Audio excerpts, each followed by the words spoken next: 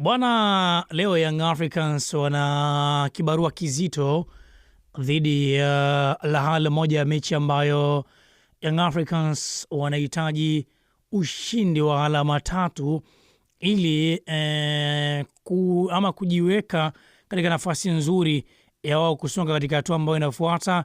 Lakini leo naitazama Young Africans ikiwa na ingizo jipya la Depo.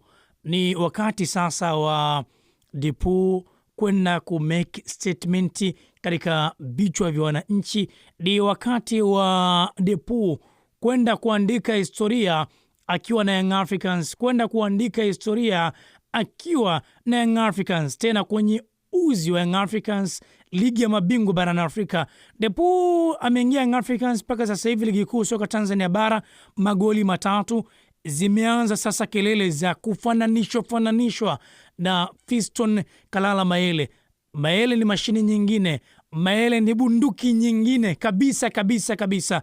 Imeonyesha na amestahili kuheshimiwa Young Africans. Kwa hiyo ili Depo tumweke katika meza moja na Fiston Kalala Mayele, lazima afanye vizuri pia katika ligi ya mabingwa barani Afrika. Kwa hiyo ni wakati wake, ni muda wake, na kwa kila ambacho ameanza nacho, kuna kitu ambacho Young Africans, kuna kitu ambacho mashabiki wa Young Africans wanakiona kutoka kwake. Kuna namna ambavyo wanaona kama wameanza kumpata mbadala wa Fiston Kalala Mayele. Ngoja tuone leo itakuwaje.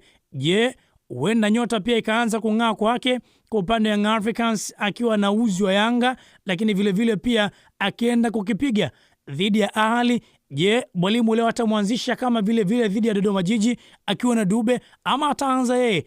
Maswali ya Tamimi ambayo anajiuliza, lakini natamani kumuona Depo dhidi ya Ahli. Atakuwa ni Depo wa namna gani?